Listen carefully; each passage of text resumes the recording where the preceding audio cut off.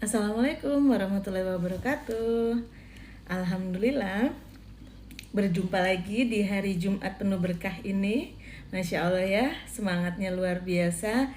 Buat teman-teman yang sudah bersiap-siap untuk ke Baitullah, kita berada di Jumat pertama di bulan Juni tahun 2026. Ya, semoga saja teman-teman yang sudah teragenda untuk berangkat ke Baitullah, Allah lancarkan perjalanannya. Pertama persiapannya dulu tentunya ya, persiapannya lancar, kemudian akan melakukan perjalanan dengan penuh kebahagiaan gitu ya. Baik, buat teman-teman, kita sambil tunggu gitu ya, kita akan mulai untuk membahas hari ini. Kita akan membahas di waktu 1 bulan sebelum keberangkatan. Ini adalah waktu yang dinanti-nantikan, artiannya bahwa kalau teman-teman sekarang sudah berada di awal Juni, di awal Juli adalah agenda atau waktunya teman-teman berangkat ke Baitullah ya. Buat teman-teman yang sudah join, teman-teman yang sudah stay, terima kasih. Alhamdulillah pagi ini jam 10 seperti biasa secara rutin insya Allah Irma akan hadir live di Irma Aprianti maupun juga di Irzanatur. Kita akan ngobrol-ngobrol, bahas lagi mengenai langkah ke Baitullah. Karena kenapa? Ternyata di luar sana banyak saudara-saudara muslim kita, teman-teman kita ingin ke Baitullah tapi tidak tahu bagaimana caranya. Melalui live ini kita sama-sama belajar, kita sama-sama menginformasikan ternyata ke Baitullah itu mudah gitu ya. Bismillahirrahmanirrahim. Baik, kita sambil tunggu teman-teman yang lain yang sedang bersiap-siap. Karena biasanya live-nya baru dimulai setelah jam 10. Alhamdulillah hari ini bisa on time, jam 10 sudah bisa live di TikTok gitu ya. Kita akan bahas gimana sih caranya untuk bisa sampai ke Baitullah. Secara rutin setiap harinya dibahas. Ini kalau teman-teman melihat di atas ini adalah langkah-langkah atau tahapan-tahapan yang biasanya dilakukan oleh jamaah-jamaah yang pertama kali berangkat ke Baitullah. Jadi persiapannya kok sampai lama banget nih gitu ya, 6 sampai 4 bulan sebelum keberangkatan. Terlalu lama untuk yang sudah sering berangkat, yang sudah rutin ya, misalnya 1 tahun sekali, 6 bulan sekali rutin ke Baitullah. Mungkin langkah ini akan lebih pendek lagi. Jadi biasanya akan skip di proses untuk melakukan riset dan membandingkan travel. Karena biasanya untuk jamaah-jamaah yang sudah pernah berangkat, sudah pernah merasakan bagaimana sih pelayanan dari sebuah travel gitu ya. Kalau misalnya cocok, biasanya mereka akan repeat order, berulang lagi berangkat dengan travel yang sama. Tapi kalau misalnya ada sedikit kekecewaan atau ingin mencoba gitu ya, atau ingin merasakan trip tambahan gitu ya, jadi tidak hanya sekedar umroh, nanti ada umroh plus, mungkin mereka akan mencari provider atau travel lain yang memenuhi kebutuhan. Nah, ini biasanya kalau untuk yang sudah sering berangkat atau yang sudah rutin berangkat itu persiapannya di 3 bulan atau 2 bulan sebelum keberangkatan. Karena satu, mereka sudah punya referensi travel, mereka sudah punya niat yang kuat karena sudah rutin gitu ya. Sedangkan untuk proses administrasi juga biasanya mereka sudah siap, sudah punya paspor, bahkan vaksin itu istilahnya kartu kuningnya gitu ya, itu sudah tersedia, sudah siap, jadi sudah siap berangkat. 2 step pertama yaitu niat dan perencanaan awal sudah ada, administrasi legalitas juga sudah ada, langsung masuk ke tahapan ilmu umrohnya, kemudian persiapan fisik, persiapan perlengkapan dan lain sebagainya gitu ya. Baik, sepertinya sudah mulai ramai di live hari ini. Alhamdulillah, saya buka dulu ya. Assalamualaikum warahmatullahi wabarakatuh. Bersama saya Irma Aprianti. Saat ini saya berada di Tangerang Selatan. Buat teman-teman yang berada di wilayah Tangerang Selatan ingin berkonsultasi, ingin ngobrol mengenai Baitullah, boleh melalui online, ataupun misalnya memang juga ingin bertemu juga boleh, kita bikin janji gitu ya. Untuk membahas, karena insya Allah dimulai dengan konsultasi itulah biasanya akhirnya langkah-langkah kita ke Baitullah itu semakin jelas, semakin tertata. Jadi harapannya adalah calon-calon jamaah bisa berangkat dengan bekal yang cukup, dengan pengetahuan yang cukup, sehingga ibadahnya bisa maksimal dan mendapatkan pahala mabrur. Amin ya rabbal alamin. Terima kasih, saya sapa-sapa dulu buat teman-teman yang sudah join, yang sudah stay juga. Hari ini kita berada di pembahasan yang mana? Pertanyaannya seperti itu ya. Kalau teman-teman lihat di atas ini, kita sekarang akan membahas di 1 bulan sebelum. 1 bulan sebelum apa sih yang akan kita bahas? Persiapan fisik dan perlengkapan. Alhamdulillah kemarin kita bahas mengenai ilmu dan manasik umroh gitu ya. Jadi itu seperti mini manasik, kita tahu dasar-dasarnya bagaimana sih cara melaksanakan ibadah umroh supaya ada gambaran. Karena biasanya umroh yang dilakukan keberangkatannya misalnya di tanggal tertentu, manasik offline atau temu tatap mukanya itu ada beberapa travel yang mengadakannya itu 1 hari sebelum keberangkatan. Ada juga yang 2 minggu, ada yang juga dikumpulkan 1 bulan sebelum keberangkatan sudah ada manasik. Tapi biasanya selalu ada manasik online. Jadi anggap saja live ini adalah manasik online, dasar-dasar apa sih yang perlu teman-teman persiapkan pada saat nanti melaksanakan puncak ibadah umroh gitu ya. Masya Allah. Terima kasih yang sudah join, terima kasih yang sudah tap-tap layar dan sudah share. Teman-teman, melalui share yang teman-teman lakukan ini adalah salah satu jalan di mana terbukanya informasi mengenai live yang ada pagi ini dari Irma Aprianti maupun dari Irzana Tour. Kalau mereka sekarang sedang mempersiapkan keberangkatan bulan depan nih, bulan Juli gitu ya, awal Juli, pertengahan Juli mau berangkat, mereka belum tahu, aduh saya kok belum dapat informasi gitu ya. Misalnya ada beberapa travel yang belum memberikan informasi mengenai perlengkapan, apa sih persiapan fisiknya, informasikan dari sekarang. Insya Allah ada ilmu walaupun sedikit yang bisa diambil dari live pagi ini ya. Dan dengan teman-teman melakukan share, ternyata amal jariahnya mengalir. Masya Allah, dia Jumat berkah, di minggu pertama bulan Juni kita tabung pahala. Bisa jadi pahala kecil yang teman-teman lakukan hari ini adalah jalan pembuka teman-teman untuk sampai ke Baitullah. Amin ya rabbal alamin. Baik, saya sapa-sapa dulu. Ini sepertinya sudah cukup banyak yang join, yang mampir ya. Terima kasih yang sudah mampir, yang sudah join ya. Insya Allah kita dimudahkan Allah untuk bisa segera menjadi tamu Allah, tamu Rasulullah, dan teman-teman juga dalam keadaan sehat, semuanya juga dalam keadaan baik gitu ya, sehingga mempersiapkan ibadah umrohnya juga bisa maksimal. Baik teman-teman, kita sekarang akan membahas mengenai persiapan fisik dan perlengkapan. Kalau ada yang ingin ditanyakan boleh drop di kolom komentar, tapi nanti akan ada sesi untuk menjawab. Jadi tidak perlu khawatir, tidak perlu mengulang pertanyaan. Nanti insya Allah Irma akan menjawab dari pertanyaan atau komentar dari yang paling atas gitu ya. Kita mulai dulu untuk persiapan fisik gitu ya. Buat teman-teman yang sudah teragenda berangkat di 1 bulan ke depan, 30 hari menjelang keberangkatan, sudah wajib melakukan olahraga ringan ya, dan jaga kesehatan. Olahraga ringannya apa sih? Yang paling direkomendasikan adalah jalan kaki gitu ya. Jadi kalau teman-teman belum terbiasa jalan kaki, misalnya pergi ke toko terdekat masih menggunakan kendaraan, masih menggunakan motor gitu ya, lebih baik sekarang perbanyak jalan kaki gitu ya. Walaupun teman-teman juga termasuk orang yang rajin berolahraga gitu ya, tapi di sana paling banyak kita akan melakukan jalan kaki. Bayangkan misalnya teman-teman tinggal di hotel yang paling dekat saja, di pelataran Ka'bah gitu ya, menyebutnya ring 1 pelataran Ka'bah. Dari tempat teman-teman, kamar teman-teman untuk keluar menuju lobi biasanya ya, jadi keluar kita anggap saja di Clock Tower atau Zam-Zam Tower yang biasa disebut, itu dari kamar-kamar dari lantai belasan, lantai puluhan, teman-teman harus ke lobi hotel. Dari lobi hotel teman-teman turun lift ke lobi gedung ya, lobi gedung Clock Towernya, itu biasanya ketemu langsung mallnya. Itu saja sudah ditempuh beberapa ratus meter. Nanti dari titik lobi itu menuju ke Ka'bahnya, karena teman-teman pasti ingin sekali ibadahnya tuh di Maktaf. Maktaf itu apa sih? Pelataran Ka'bah yang kita kalau duduk bisa langsung kelihatan Ka'bah di depan kita ya. Pasti pengen sekali untuk lihat langsung Ka'bah, karena memang berbeda rasanya, berbeda vibes-nya, dan memang ada rahmat yang Allah turunkan pada saat jamaah-jamaah itu menatap Ka'bah ya. Jadi rahmatnya saja ada 20 rahmat yang diberikan kepada jamaah yang menatap Ka'bah. Jadi kita cuma melihat saja turun rahmat Allah gitu ya. Apa sih rahmat itu?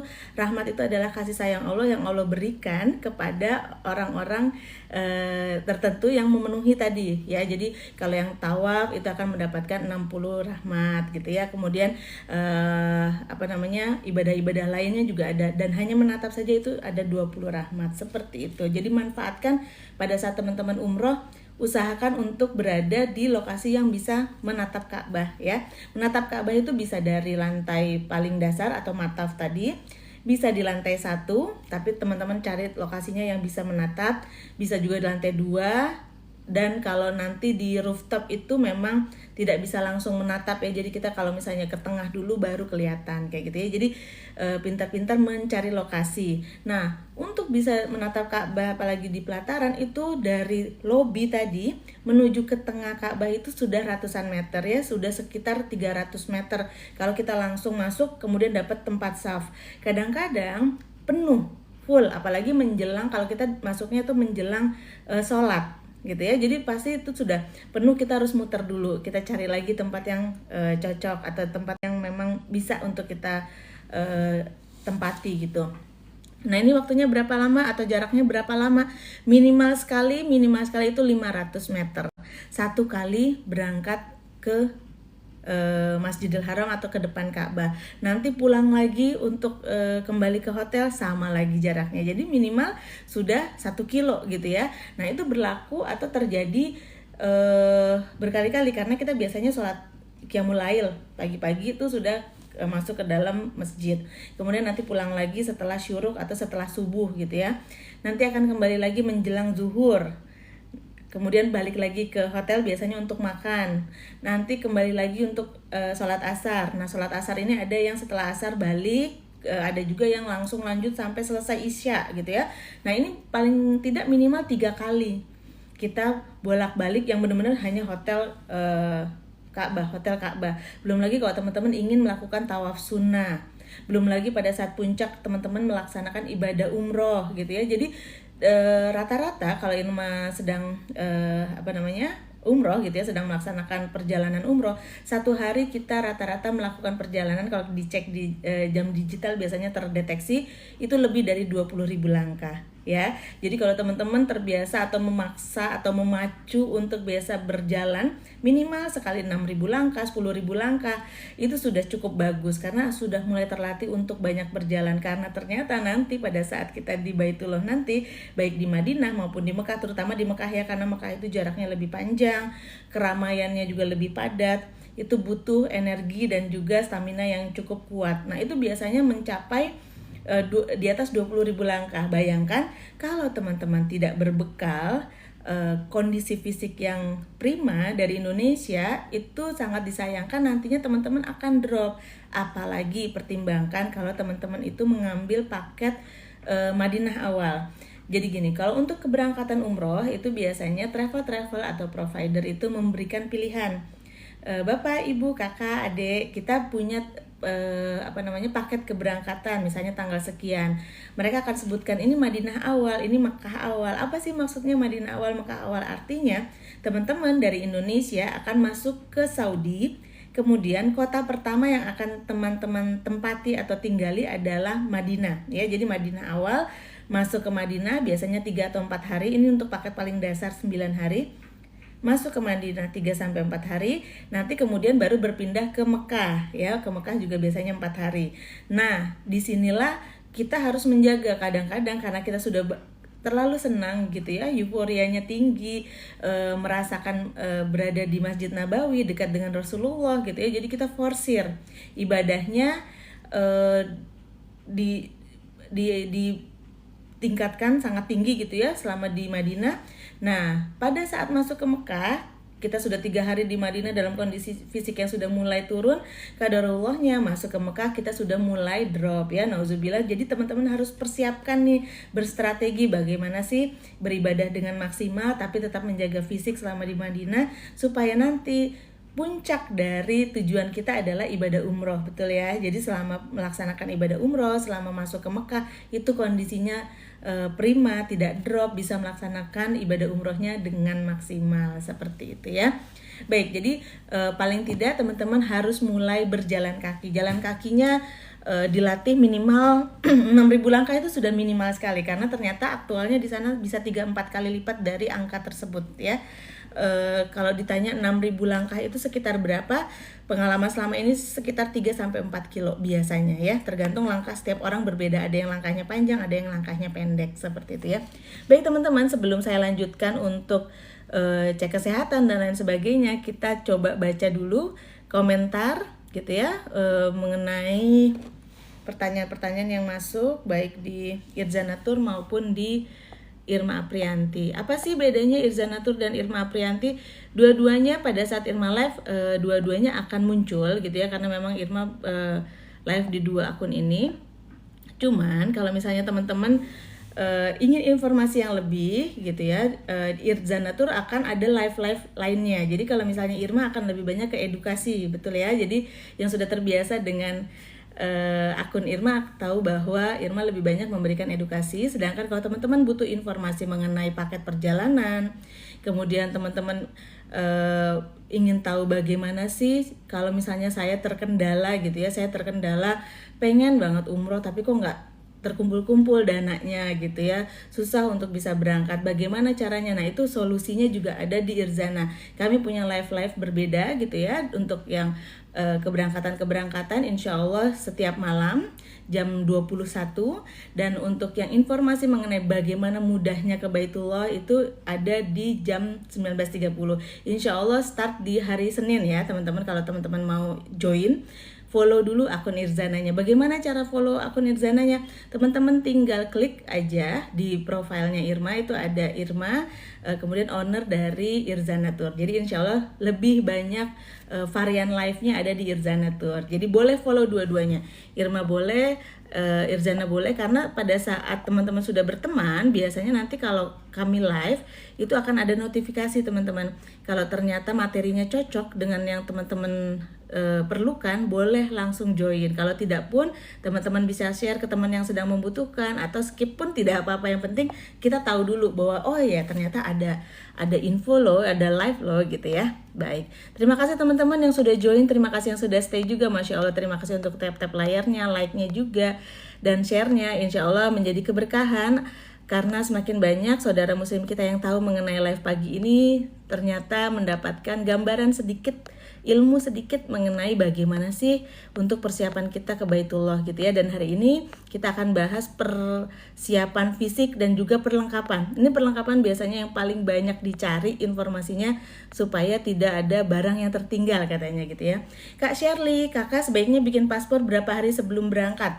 Paspor itu ada di tahap yang sini kakak, tahap di 3 bulan sebelum. Kenapa sih kok lama banget bikin paspor gitu ya? Kemarin kita sudah bahas kondisi-kondisinya, nanti boleh diikuti lagi live berikutnya lagi, karena kita akan ulang ya. Setelah semua tahap ini selesai, kita ada simulasi juga. Setelah simulasi kita akan mengulangi lagi materi ini, karena banyak faktor, termasuk antrian paspor online itu tidak di semua imigrasi tersedia dengan cepat gitu ya. Jadi idealnya kalau yang belum punya paspor bikinlah 3 bulan sebelum keberangkatan. Seperti itu, semoga menjawab Kak Shirley. Baik, kita cek lagi.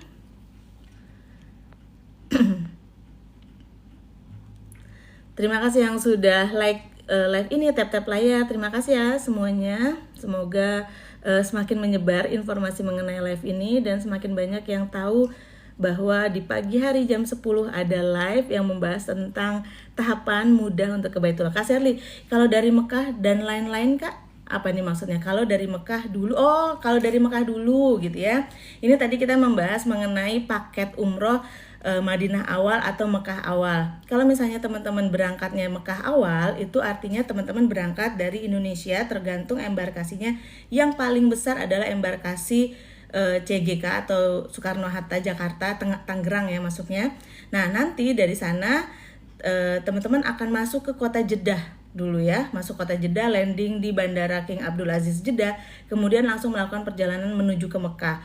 Ini posisinya pada saat teman-teman landing itu sudah berihram. Kemarin kita sudah bahas nih di manasik atau ilmu tentang ilmu dan manasik umroh ya. Jadi boleh nanti diikuti lagi sekitar minggu depan, itu ada materi diulang lagi, lebih detail lagi materinya tentang tahapan-tahapannya. Nah, kalau teman-teman masuknya Mekah awal, berarti teman-teman harus dalam kondisi prima nih, siap untuk langsung melaksanakan ibadah umroh. Ya, jadi perbedaannya ada plus minus, ada kelebihan dan kekurangan dari setiap paket yang tersedia. Misalnya kenapa? Kalau misalnya teman-teman pilihnya Madinah awal, berarti teman-teman punya waktu untuk beradaptasi karena lingkungan, cuaca, kemudian perbedaan jam. Ini juga termasuk salah satu yang paling dominan. Pada saat teman-teman berada di Indonesia, misalnya waktu Indonesia Barat ya, teman-teman yang berada di Indonesia Barat. Sekarang pagi ini jam 10 atau jam setengah 11. Berarti pada saat teman-teman landing di Jeddah, itu sudah 4 jam sebelum. Jadi kita mundur lagi nih. Setengah 11 berarti di sana baru jam setengah 7 pagi. Ya, seperti itu dari sisi perbedaan jam. Jadi 4 jam perbedaan antara Indonesia dengan Saudi. Indonesia lebih dulu, ya, lebih awal. Kalau kita di sini jam 10, di sana baru jam 6 pagi. Di sini jam 12, di sana baru jam 8 pagi. Seperti itu. Jadi yang biasanya kita sudah bangun misalnya untuk qiyamul lail gitu ya, jam 3 dini hari kita bangun, di sana baru jam 11 malam kita baru mau tidur. Nah, ini butuh waktu untuk adaptasi ya, supaya tidak terjadi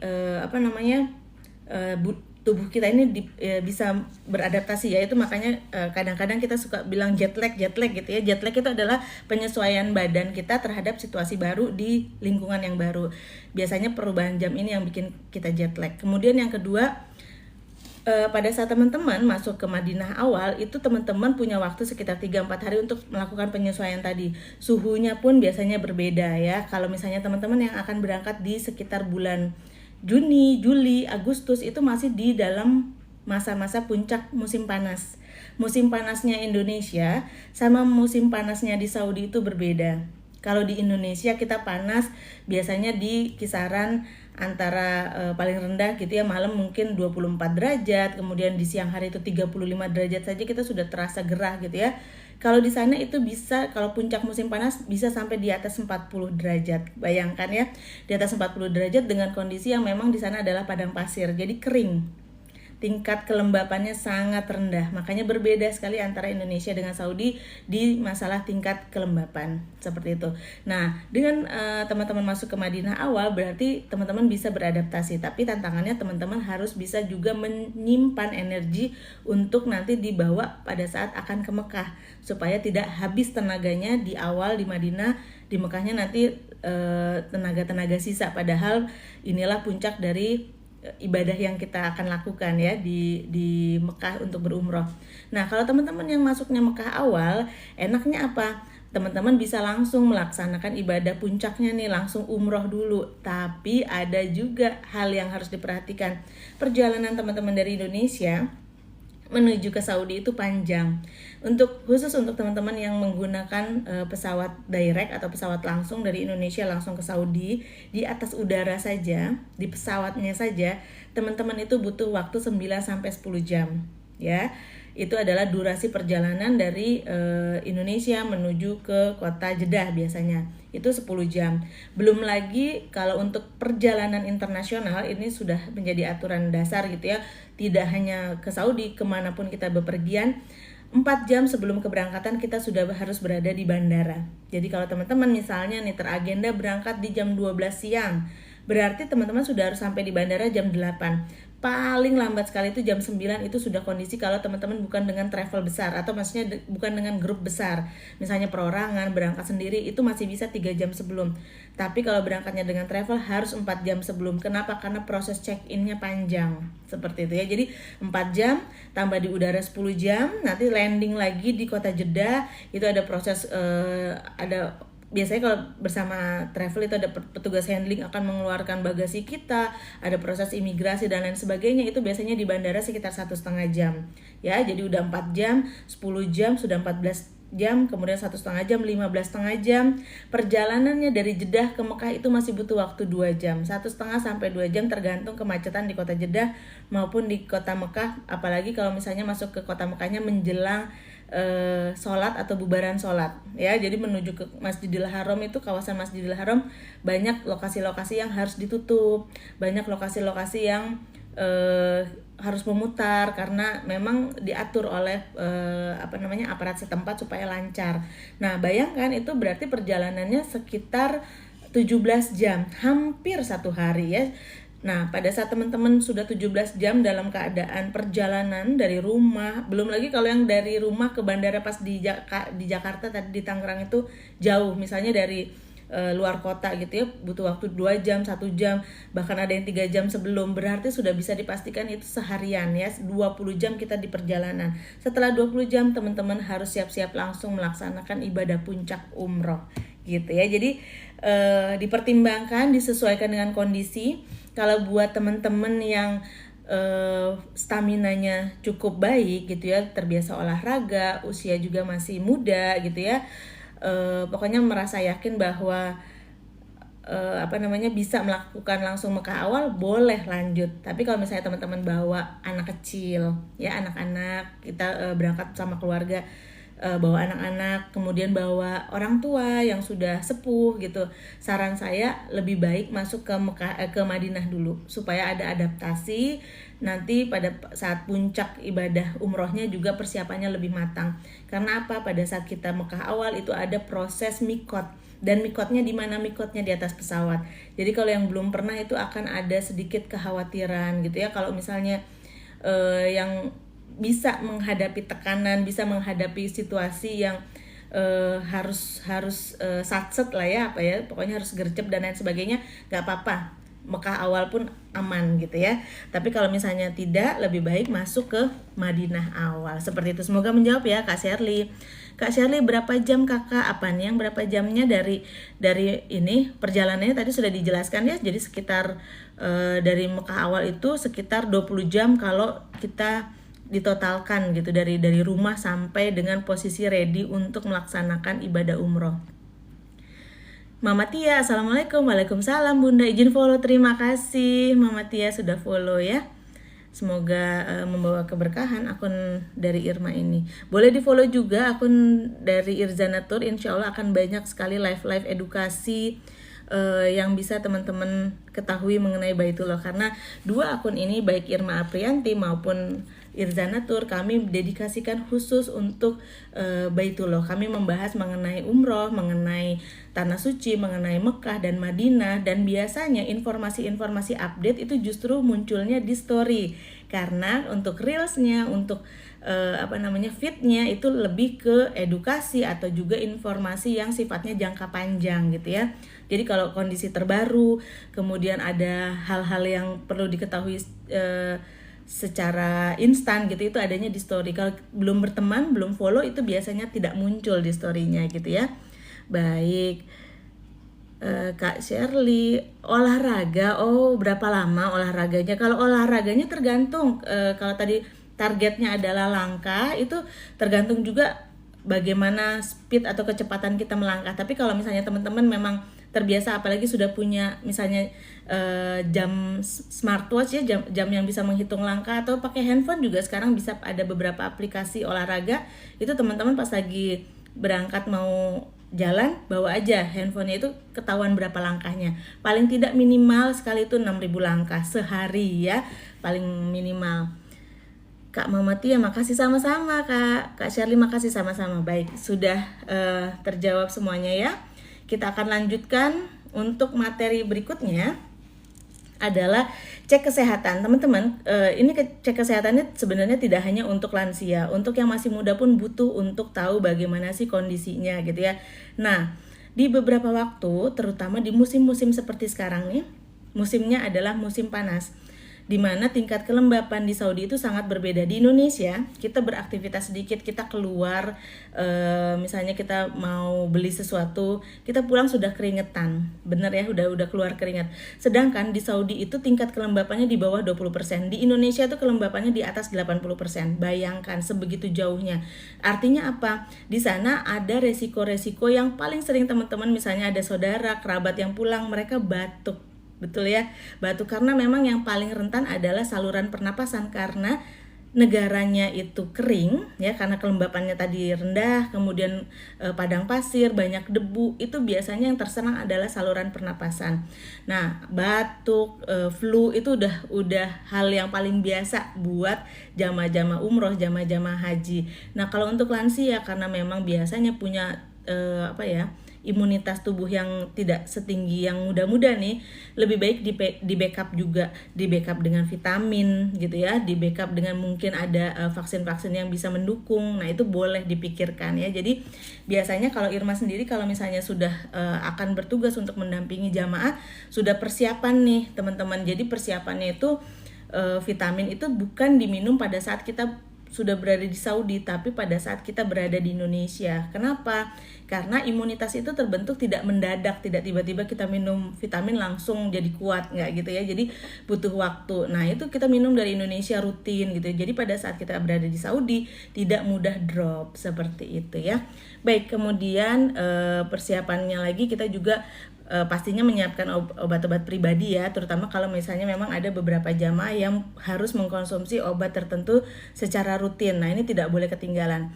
Selanjutnya kita akan bahas mengenai hari ini, kita akan bahas mengenai perlengkapan jamaah wanita ya. Saya akan coba tampilkan dulu di layar supaya teman-teman ada bayangan nih kita mau ngebahasnya tentang apa sih gitu ya. Baik, sebentar ya. Terima kasih yang sudah join, terima kasih yang sudah stay ya teman-teman. Baik, kita akan mulai. Nanti saya akan jelaskan satu persatu supaya teman-teman ada bayangan nanti apa sih yang harus saya persiapkan. Oke ya, sudah tampil dua-duanya di akun Irma maupun di akun Irzana. Di belakang saya ini adalah barang-barang yang akan teman-teman bawa untuk berangkat umroh dengan durasi paling dasar yaitu 9 hari ya. Jadi kalau teman-teman berangkatnya bersama travel, biasanya durasi umroh yang paling sedikit gitu ya, paling sedikit adalah 9 hari.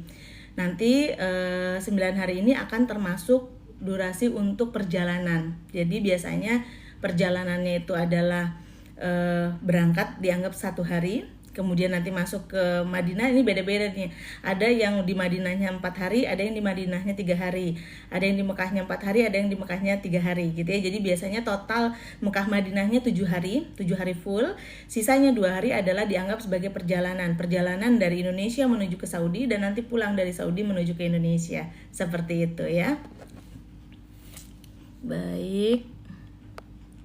Baik teman-teman, sebelum saya lanjutkan, saya izin untuk minum sebentar ya.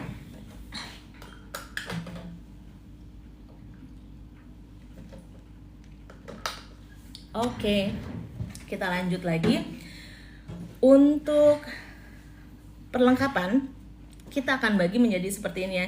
Jadi yang kita bahas tidak hanya apa saja yang dibawa, tapi bagaimana cara packingnya. Jadi kalau kami di Irzana dan Irma selalu mengajarkan ke jamaah-jamaah itu untuk melakukan packing secara teratur. Jadi kenapa? Supaya nanti pada saat teman-teman sampai di Saudi itu tidak membutuhkan space yang besar. Jadi gini teman-teman, biasanya jamaah umroh yang berangkat umroh itu nantinya akan masuk ke dalam kamar yang isinya, yang paling banyak ya, isinya adalah satu kamar itu berempat. Jadi paket quad namanya.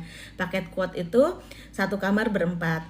Nah, selain itu berarti teman-teman itu dalam satu kamar bersama nih 4 orang, misalnya wanita, 4 wanita gitu ya, 4 ibu-ibu, 4 jamaah perempuan gitu ya. Bapak-bapak juga bersama 4 jamaah pria. Nah, kondisinya kamar hotel itu tidak semuanya besar ya. Kamar hotelnya tuh kurang lebih hampir mirip dengan kamar-kamar hotel di Indonesia. Bedanya kalau kamar hotel di Indonesia itu hanya ada 2 bed single atau 1 bed yang ukuran king atau queen ya, yang ukuran 160 atau ukuran 180. Sedangkan di sana itu nanti akan disediakan 4 bed kecil-kecil gitu. Nah, dengan kondisi ada 4 bed, berarti kan space atau tempat untuk menaruh koper itu akan berkurang. Nah, disinilah tantangannya. Kalau semuanya tidak packing dengan rapi, semua koper dibuka, bayangkan kadang-kadang jalan aja nggak bisa, karena kan kita naruh kopernya di sela-sela kasur gitu ya. Nah, bagaimana sih cara packingnya supaya teman-teman itu nanti pada saat setelah bersih-bersih, setelah mandi tuh sudah bisa langsung cepet gitu ya. Jadi semua kegiatannya di sana juga jadi on time. Nah, ini kita belajar bareng-bareng ya. Baik, saya cek lagi dulu untuk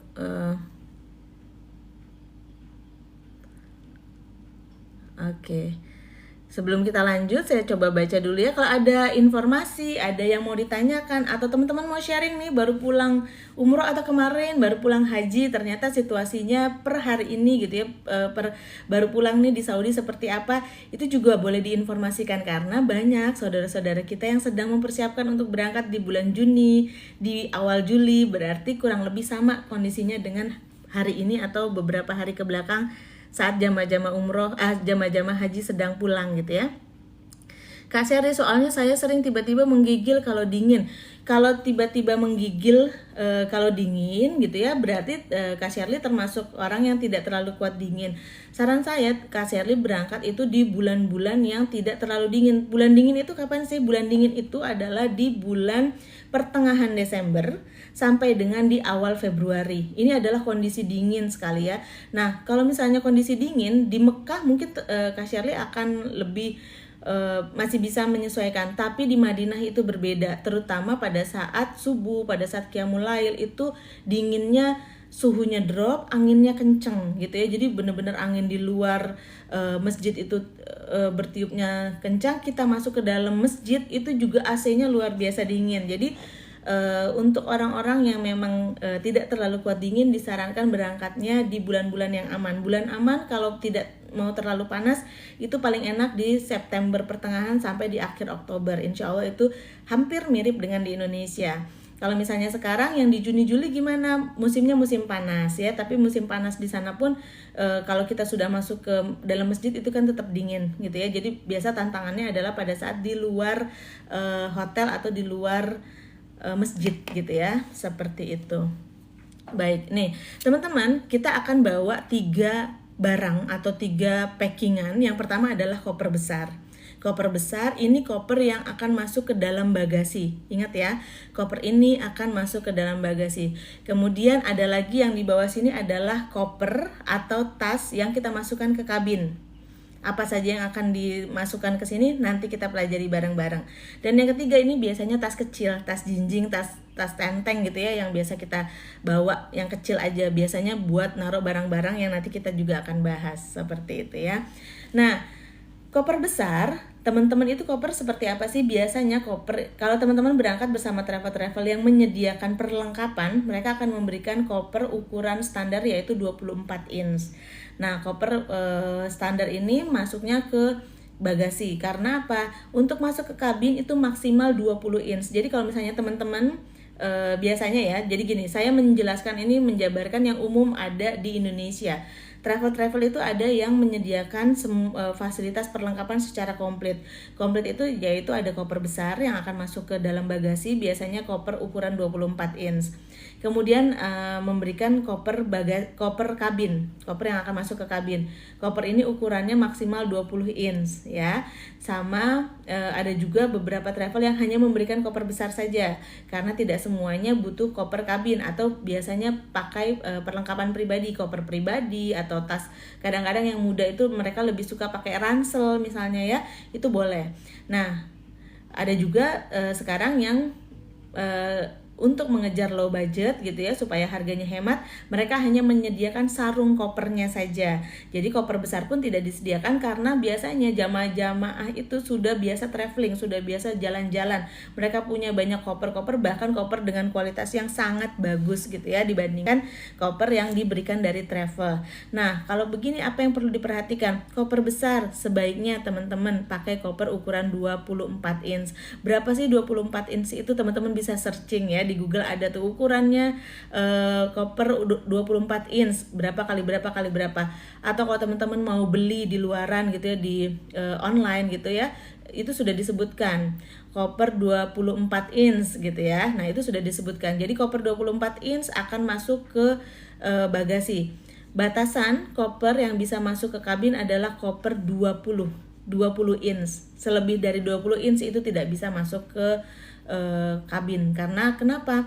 Koper yang masuk ke kabin ini akan dimasukkan ke dalam kompartemen. Kompartemen itu ini ya, tempat atau kayak laci yang ada di atas tempat duduk kita. Jadi kalau misalnya tidak bisa masuk ke situ, berarti harus dikeluarkan dari pesawat, tidak boleh masuk ke kabin. Dan itu prosesnya antara dua.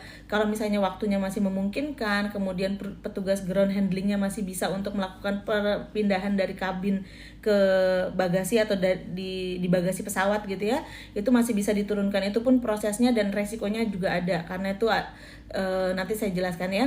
Nah, kalau misalnya kondisinya tidak memungkinkan, itu berarti koper itu harus ditinggal. Bayangkan padahal di situ ada barang yang teman-teman butuhkan. Jadi pastikan tidak melebihi kapasitas atau melebihi ketentuan untuk masuk ke dalam kabin gitu ya. Nah, kemudian kalau koper besar tadi 24 inch, koper kecil maksimal 20 inch gitu ya. Jadi teman-teman bisa siapkan sendiri kalau misalnya ikut di travel yang tidak menyediakan perlengkapan atau koper.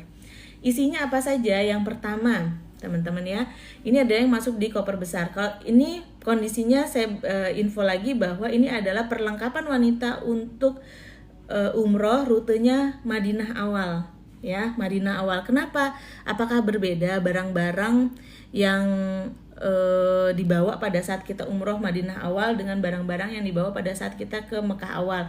Barangnya sama, cara packingnya yang berbeda gitu ya, paham ya? Jadi cara packingnya yang berbeda karena nanti ada beberapa barang kalau misalnya teman-teman masuk ke Mekah awal itu harus ditaruhnya di kabin karena kita dalam kondisi akan berumroh, kita akan ambil mikot di pesawat. Tapi kalau teman-teman Madinah awal, gambarannya seperti ini supaya tidak salah packing, supaya tidak salah masuk koper gitu ya. Kita belajar bareng-bareng.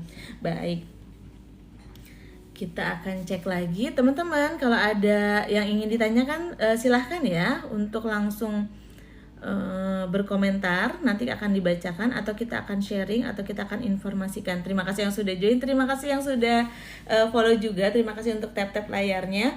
Insya Allah semakin banyak saudara muslim kita yang tahu tentang live hari ini. Ternyata kita bahas sedetail ini karena teman-teman di luar sana banyak juga teman-teman yang mereka akan melaksanakan umrohnya misalnya mandiri. Sekarang juga banyak ya yang akan melaksanakan umroh mandiri. Mereka yang mandiri ini benar-benar melakukan semuanya sendiri, persiapannya sendiri, membeli tiket sendiri, booking sendiri, belajar tentang ibadahnya sendiri, persiapannya juga sendiri, semuanya serba sendiri. Nah, modal mereka dari mana? Banyak informasi dari video-video gitu ya, dari pengalaman-pengalaman orang-orang yang baru pulang, yang baru umroh, kemudian dari penggiat-penggiat Syiar Baitullah. Nah, seperti itu. Kalau misalnya mereka masuk ke dalam live ini, mereka bisa langsung tanya jawab. Mereka bisa langsung mendapatkan informasi secara cepat. Jadi insya Allah semakin banyak ilmu yang dapat kita sharing gitu ya. Baik. Nah, kalau misalnya teman-teman berangkat umroh durasinya 9 hari, berapa banyak sih gamis? Biasanya gini, kalau untuk perempuan di sana kita akan lebih banyak menggunakan gamis teman-teman, gamis atau tunik ya atau abaya gitu, yang artinya teman-teman pada saat berangkat untuk umroh itu tidak perlu banyak membawa mukena ya. Kenapa? Kan sholat nanti harus pakai mukena. Mukena ini bukan sebuah kewajiban. Jadi mukena ini bagian dari budaya. Biasanya yang kalau Irma lihat adalah jamaah-jamaah dari Asia Tenggara, dari Indonesia, dari Malaysia itu biasa menggunakan mukena karena kita biasa menggunakan mukena pada saat akan sholat. Kenapa kita pakai mukena? Karena baju yang kita gunakan ini biasanya kadang-kadang tidak memenuhi syariatnya. Selama teman-teman memakai pakaian yang sudah tertutup ya, jadi tertutup seluruhnya gitu ya, kecuali wajah dan telapak tangan sebenarnya. Nah itu sebenarnya sudah aman, tidak membentuk lekuk tubuh, tidak menerawang, itu sudah bisa langsung dipakai untuk sholat. Jadi jangan kaget kalau teman-teman nanti umroh masuk ke Masjid Nabawi, masuk ke Masjidil Haram, kok perempuan-perempuannya datang langsung sholat gitu ya, jadi mereka nggak ada yang pakai mukena. Nah itu bagian dari budaya ya. Jadi kalau teman-teman sudah pakai gamis, sudah pakai abaya yang memang sudah tertutup semua, itu teman-teman tidak perlu banyak bawa mukena. Mukena paling teman-teman bawa satu untuk kalau misalnya nanti ada keperluan yang mendadak, atau misalnya ada sholat yang akan dilakukan maksudnya tiba-tiba gitu ya, pada saat teman-teman pakaiannya memang belum maksimal gitu. Nah itu seperti itu aja. Berapa banyaknya? 4-5 cukup. Loh kan kita 9 hari perjalanan. Muncul pertanyaan seperti ini biasanya. Teman-teman perlu ingat bahwa kondisi di Saudi, balik lagi, di sana kelembapannya rendah. Artinya apa? Kita jarang berkeringat. Boleh ditanya ke teman-teman yang sudah pulang umroh atau haji, mereka akan sedikit culture shock gitu ya, agak bingung kok di sana enak ya, kita jarang keringetan gitu ya. Beda dengan di Indonesia, sedikit-sedikit kita ganti baju karena tidak nyaman. Kalau di sana kita jarang berkeringat, jadi satu baju itu bisa dipakai lebih dari 2 kali atau lebih dari 2 hari. Bagaimana pinter-pinternya teman-teman melakukan mix and match baju dengan hijab biasanya. Nah itu sudah terlihat atau terkesan berbeda gitu ya. Jadi sarannya adalah membawa 4-5 saja. Ini cukup karena nanti baju tersebut bisa dipakai lebih dari 1 kali. Dan disarankan sekarang memang sudah keluar aturan untuk wanita yang berada di sekitar Masjidil Haram, Masjid Nabawi tidak menggunakan pakaian yang mencolok. Mencolok ini dari warnanya mencolok, kemudian motifnya juga mencolok. Jadi lebih baik pakai warna-warna gelap atau warna-warna yang pastel, yang soft gitu ya. Seperti itu. Jadi kalau misalnya ditanya sebenarnya lebih banyak rekomendasinya pakai warna apa? Balik lagi, kalau yang dibilang wanita-wanita di Saudi, teman-teman bisa lihat di misalnya live Haramain gitu ya, kemudian teman-teman bisa lihat dari video-video yang jamaah-jamaah yang sudah pulang gitu ya, kebanyakan di sana justru pakai warna hitam kayak gitu ya. Tapi kalau misalnya jadi cuma boleh warna hitam, enggak, boleh warna-warna lain, tapi usahakan warna gelap atau warna-warna yang netral gitu ya.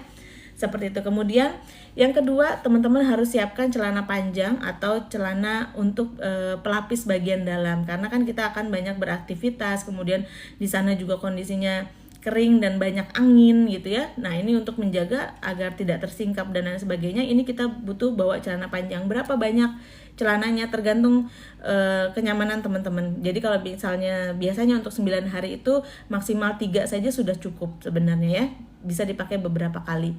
Kemudian jilbab atau khimar ini perlu. Jadi teman-teman, kalau misalnya teman-teman belum terbiasa untuk menggunakan khimar panjang, boleh mulai investasi dari sekarang ya.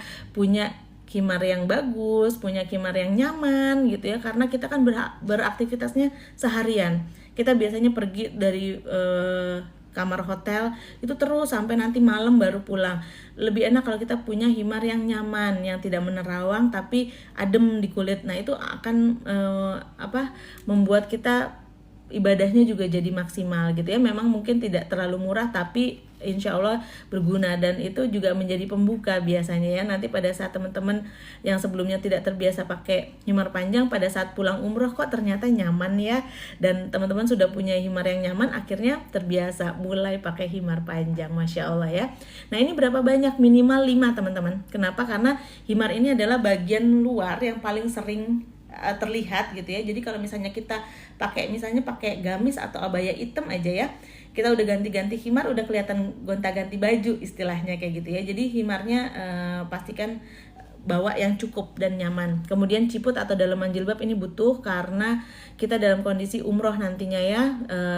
Kadang-kadang ada beberapa wanita yang punya tipikal rambut yang licin gitu ya, dan kalau misalnya pakai jilbab, pakai himar, tidak pakai daleman, itu kadang-kadang merosot, kadang-kadang keluar rambut-rambutnya, anak rambutnya. Nah ini perlu diperhatikan, jadi harus bawa ciput atau daleman jilbab. Berapa banyaknya? 3 pun cukup sebenarnya ya. Biasanya bisa dipakai beberapa kali.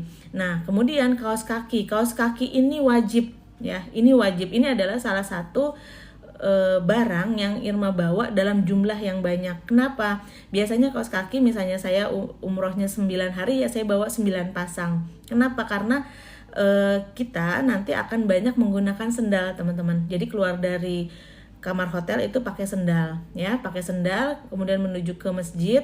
Nah itu kita pakai kaos kaki kan, kaos kaki. Jadi karena kaki adalah aurat, jadi setiap saat keluar dari kamar hotel kita itu selalu sudah dalam kondisi menutup kaki dengan kaos kaki. Nah, kondisinya balik lagi, keringnya, kemudian debunya, biasanya kita pakai satu kali aja itu sudah kotor atau berdebu gitu ya, jadi sudah tidak nyaman untuk dipakai beberapa kali. Nah, ini kaos kaki saya biasanya bawa sesuai jumlah hari teman-teman berada di sana ya. Pakainya kaos kakinya seperti apa? Kaos kakinya boleh kaos kaki yang biasa, boleh kaos kaki yang ada jempolnya tuh, yang terpisah jempolnya, itu juga lebih nyaman biasanya ya.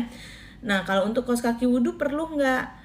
Sampai dengan saat ini, kalau secara kenyamanan Irma sendiri tidak terlalu merekomendasikan kaos kaki wudhu gitu ya, karena kita biasanya sudah berwudhu di hotel sebelum kita keluar, dan nanti kalau misalnya kita berwudhu pun biasanya kan ada di tempat-tempat yang tertutup khusus untuk wanita kayak gitu, jadi biasanya kita buka gitu kan.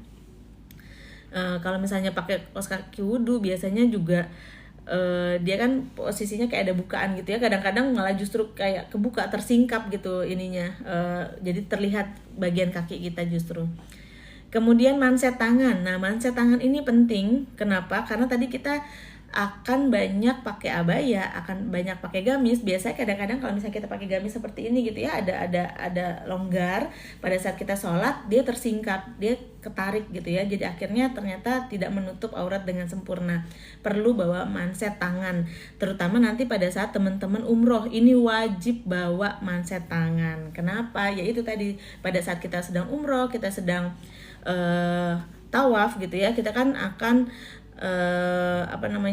mengangkat tangan gitu ya pada saat di Hajar Aswad, kadang-kadang tersingkap turun gitu. Nah, ini perlu bawa sarung tangan atau manset tangan. Baik, sebelum saya lanjutkan, manset tangannya itu kemudian akan muncul lagi, manset tangannya itu akan perlu yang seperti apa gitu ya. Ini yang Irma bahas bukan pada saat harian ya. Kalau harian itu bebas, teman-teman boleh pakai yang manset tangan yang model apapun boleh gitu ya. Tapi kalau pada saat umroh itu kan ada ketentuan, yaitu untuk wanita menutup seluruh tubuh kecuali wajah dan telapak tangan. Jadi justru kalau misalnya kita lagi umroh, dalam durasi umroh kita tidak boleh menutup telapak tangan kita gitu kan. Oke, sebentar ya, saya akan contohkan seperti apa. Karena ini penting, pada saat kita umroh itu kan ada aturan-aturan, di mana ada juga larangan-larangan yang tidak bisa atau tidak boleh kita langgar. Nah, seperti ini teman-teman. Jadi kalau teman-teman dalam seharian misalnya menggunakan manset yang seperti ini ya, ini boleh. Jadi untuk umroh pun boleh. Jadi ini telapak tangannya terbuka, tapi punggung tangannya tertutup. Seperti ini juga boleh, yang seperti ini ya. Jadi telapak tangannya terbuka, punggung tangannya tertutup. Seperti itu ya. Jadi boleh kenyamanan yang mana saja. Yang penting telapak tangannya tetap terbuka gitu. Oke. Baik, sebelum saya lanjutkan, kita sudah sampai ke bagian manset tangan. Minimal kita bawa 3 pasang, warna-warna yang netral, hampir mirip dengan baju atau gamis kita, itu akan lebih baik. Nanti kita akan lanjutkan lagi ya. Baik, oke. Kak Shirley, insya Allah pertengahan November, Masya Allah ya, sudah terjadwal untuk berangkat, berarti November sekitar 4 bulan lagi ya. 4 bulan lagi berarti Kak Shirley sudah boleh nih bulan ini atau bulan depan sudah mulai menyiapkan. Kalau belum punya paspor, siapkan paspornya ya, supaya tidak terlalu terburu-buru. Karena kalau mepet nanti khawatirnya ada kendala-kendala, akhirnya harus melakukan percepatan pembuatan paspor, itu akan muncul biaya tambahan lagi. Lebih baik biaya-biaya lainnya itu bisa digunakan untuk hal lain, untuk keperluan selama kita berada di Baitullah ya. Semoga lancar ya Kak Shirley. Kak Shirley, saya belum pernah umroh kakak, makanya cari ilmu. Masya Allah, semangat mencari ilmu, insya Allah dimudahkan Allah untuk bisa berangkat dengan kondisi full ilmu, full tenaga, full semangat gitu ya. Insya Allah mendapatkan keberkahan dan mendapatkan pahala mabruroh untuk Kak Shirley ya. Kak Shirley, kalau handsock yang ada lubang jempolnya kakak bisa tidak? Kalau untuk yang ada lubang jempolnya, kalau untuk keseharian nggak apa-apa. Itu biasanya kan dia akan tertutup di bagian sini ya. Kemudian sini jempolnya akan terbuka gitu. Tapi kalau untuk umroh, pada saat prosesi umroh itu, pada saat sudah ambil mikot sampai nanti selesai tahallul, hindari sarung tangan yang seperti itu. Kenapa? Karena telapak tangannya tertutup, harus terbuka ya. Jadi kalau yang handsock yang seperti itu boleh dipakai untuk harian aja, untuk sholat-sholat di Masjid Nabawi gitu nggak apa-apa, nggak masalah.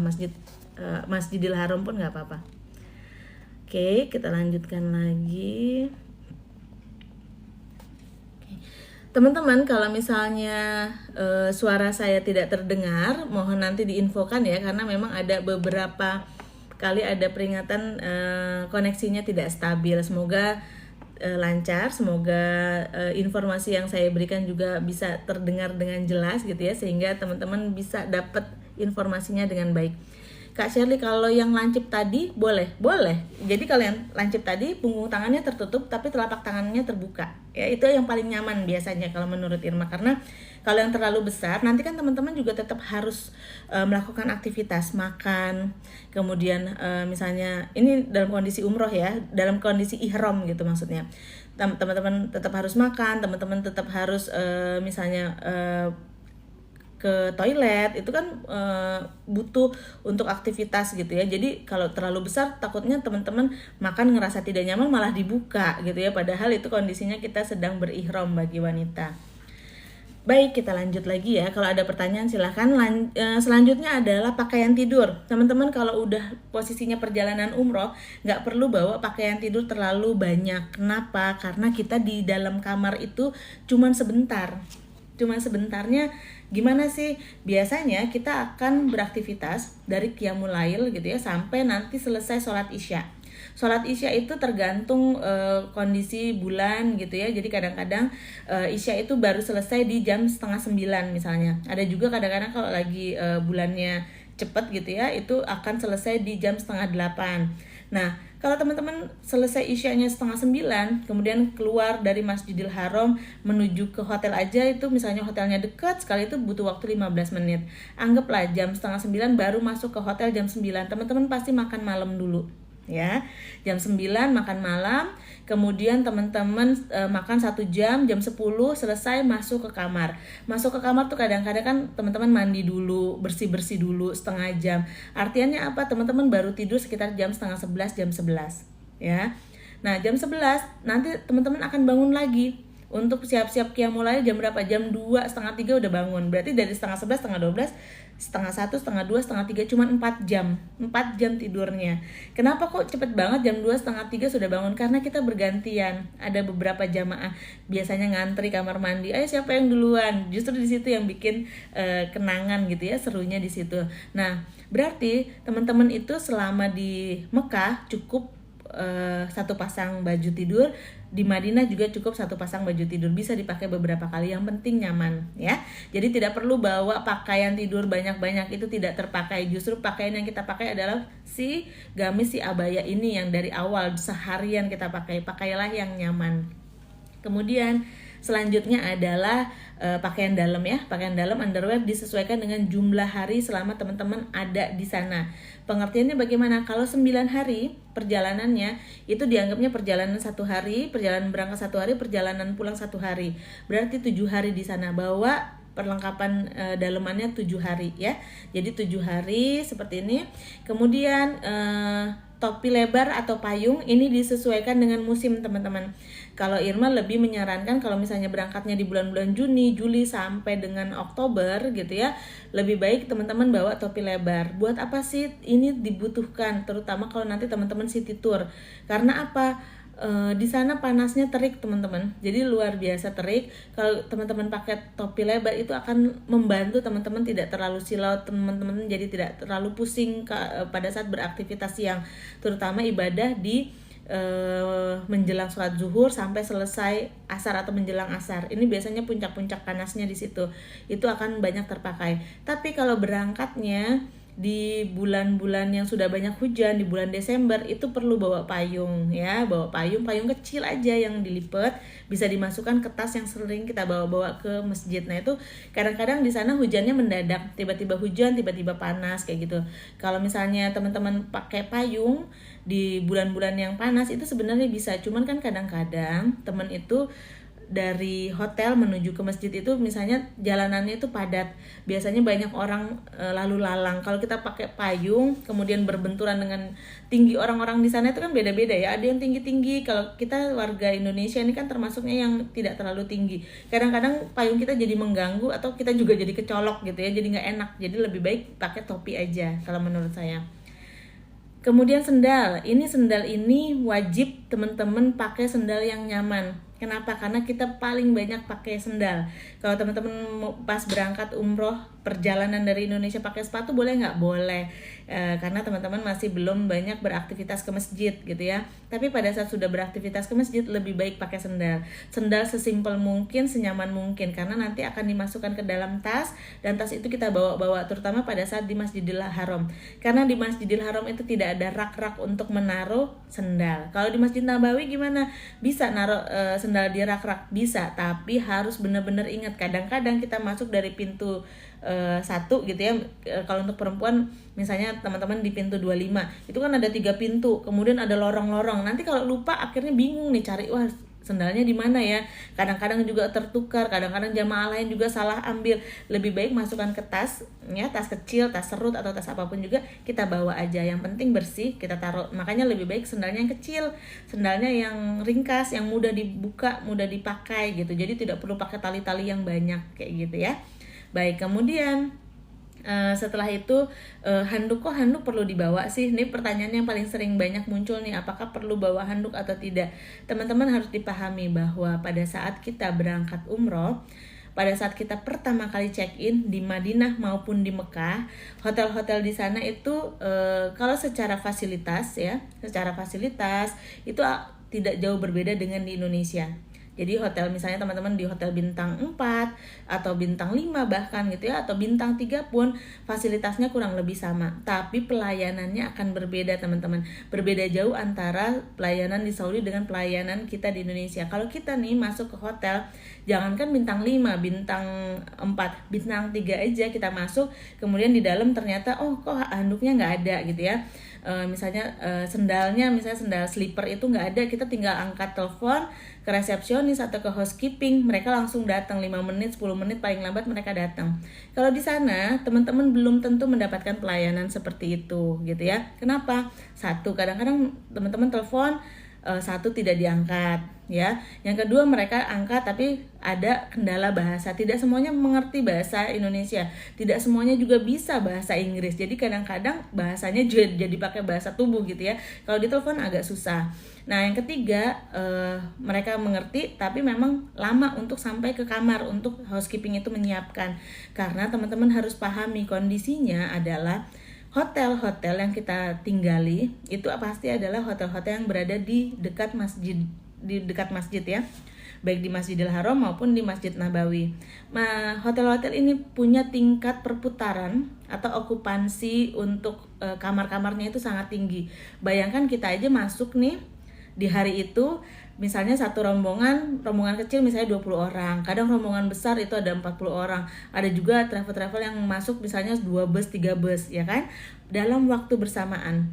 Nah, beberapa jam sebelum teman-teman itu ada rombongan juga yang baru keluar. Jadi housekeeping di sana itu benar-benar bersihin satu kamar sampai kamar lain, nanti muter lagi kayak gitu. Jadi harus dipahami memang pada saat kita check-in belum tentu terlayani dengan cepat. Nah, kenapa sih kita butuh handuk ini? Ini handuk yang kita butuhkan kadang-kadang kalau ternyata di kamarnya sudah lengkap, alhamdulillah. Tapi kita perlu juga untuk antisipasi. Karena apa? Teman-teman baru datang nih perjalanan dari Indonesia 20 jam gitu ya. Pasti yang ingin dilakukan pertama kali adalah bersih-bersih, betul ya. Kalau nggak ada handuk jadi yang ada emosi gitu ya. Nggak bisa bersih-bersih, nggak enak nih. Kalau teman-teman bawa handuk kecil aja, handuk yang tidak perlu handuk besar, handuk kecil. Apalagi sekarang banyak handuk-handuk untuk traveling yang ringkes gitu ya.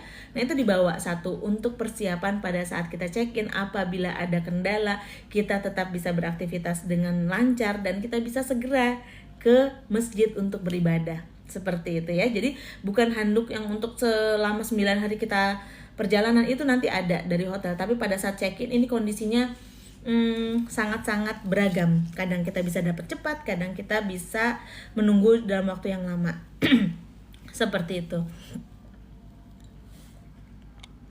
Baik, semoga jelas ya penjelasan dari Irma. Semoga teman-teman bisa melihat.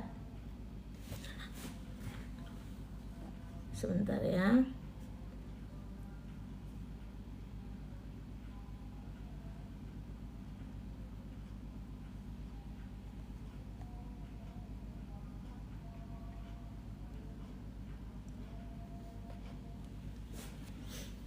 Sebentar ya teman-teman. Oke.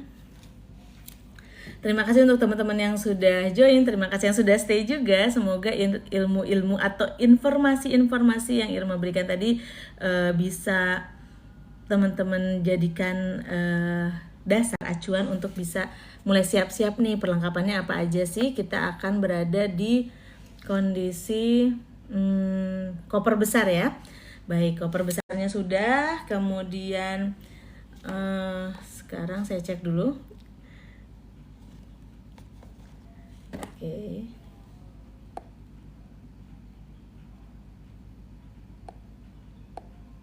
Baik. Kita lanjutkan sampai ke koper besar teman-teman, karena hari ini sepertinya pembahasannya cukup banyak, jadi kita akan fokus sampai ke koper besar. Insya Allah sisanya nanti akan kita bahas lagi di hari Senin, karena Irma akan selalu, insya Allah akan selalu rutin live setiap Senin sampai dengan hari Jumat jam 10 pagi. Jadi kita akan bahas sampai di bagian koper besar, karena ini adalah barang yang paling banyak disiapkan bagi jamaah-jamaah yang akan berangkat gitu ya. Kita tadi sudah sampai di handuk, kemudian obat-obatan pribadi, vitamin, obat gosok ini wajib disiapkan dari teman-teman ya. Kenapa? Di Saudi, baik di Mekah maupun Madinah, di Jeddah pun sebenarnya ada apotek, ada farmasi.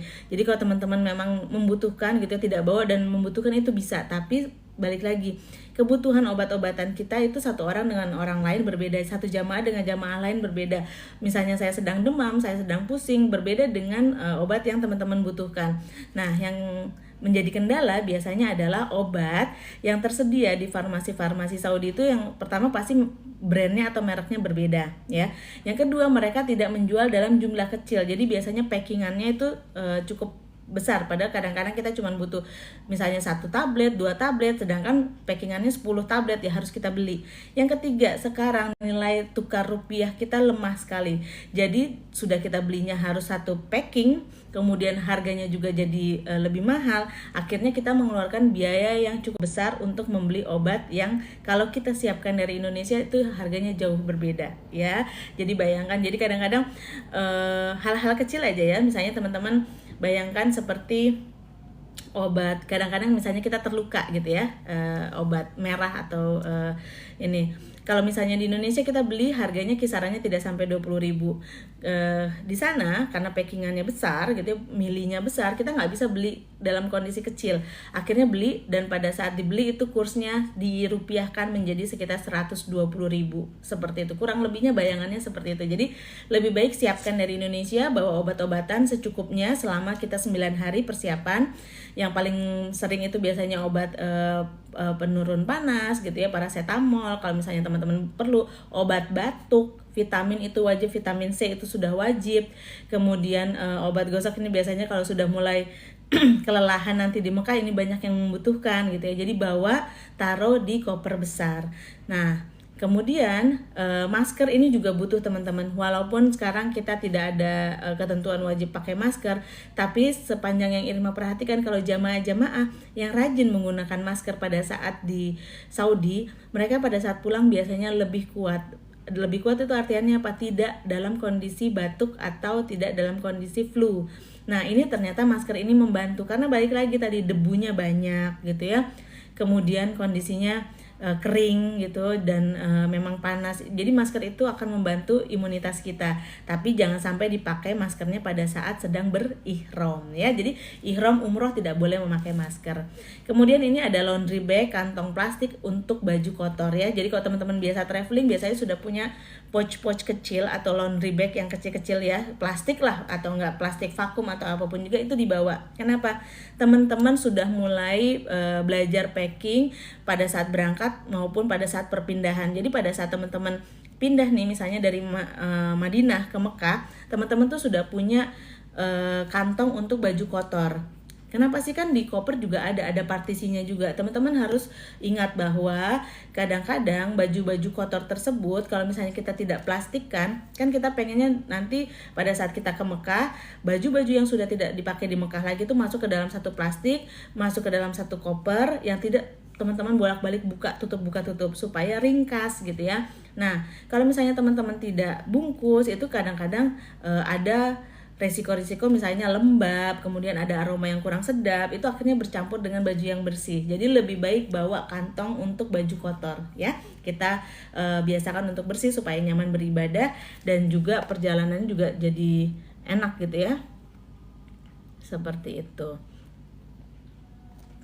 Baik. Oke, kemudian kita lanjut lagi, lakban tali rafia jika diperlukan. Buat apa nih lakban tali rafia? Lakban tali rafia ini biasanya dibutuhkan pada saat teman-teman sudah persiapan untuk pulang. Kadang-kadang teman-teman beli oleh-oleh dan lain sebagainya itu sudah mulai butuh untuk mempacking. Kalau misalnya teman-teman lupa pun sebenarnya tidak masalah. Di sana juga ada banyak toko-toko yang menjual ya. Tapi kalau misalnya punya, lebih baik bawa supaya memudahkan. Nanti kalau misalnya tidak terpakai dan teman-teman pinjamkan atau diminta oleh jamaah-jamaah lain yang membutuhkan, Masya Allah, mengalir lagi pahalanya. Jadi dari hal-hal kecil teman-teman bisa menabung banyak pahala gitu ya.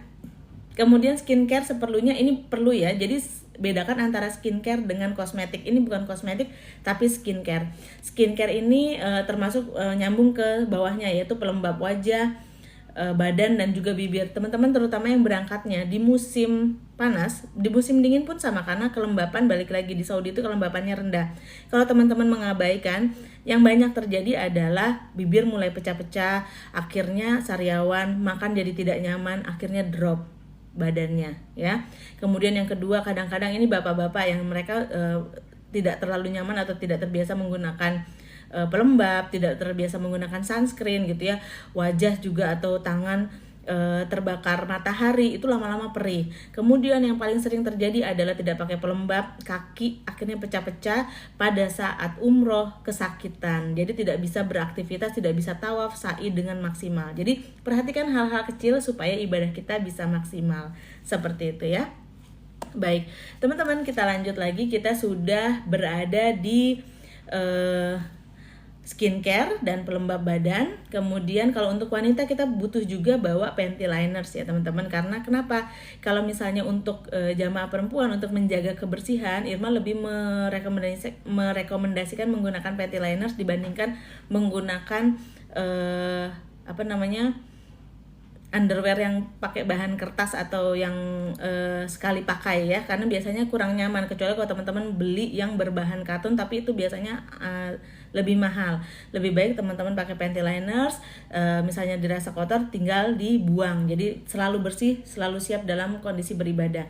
Terakhir adalah gunting. Gunting ini dibutuhkan selain nanti misalnya teman-teman packing, kemudian dibutuhkan paling penting pada saat kita tahallul ya. Pada saat tahallul itu kan ada banyak jamaah. Kalau misalnya kita tidak bawa gunting, mengandalkan dari mutawif atau pendamping ibadah, biasanya antriannya jadi panjang. Jadi lebih baik teman-teman bawa sendiri gunting, dan tidak boleh lupa harus masuknya ke koper besar ya. Tidak boleh masuk ke tas jinjing ke tas kabin atau tas jinjing, karena semua barang-barang benda tajam termasuk gunting kalau terdeteksi masuk ke kabin itu pasti dikeluarkan, dibuang, tidak bisa kita bawa.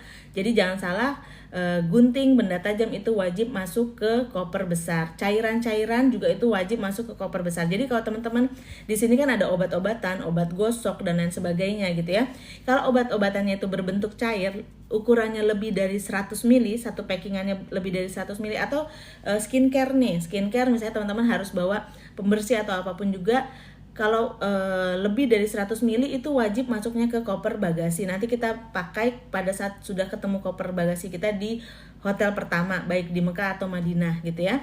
Kalau barang-barang yang dibutuhkan pada saat perjalanan masuknya ke kabin, tapi dipastikan kalau cairan tidak lebih dari 100 ml, seperti itu ya.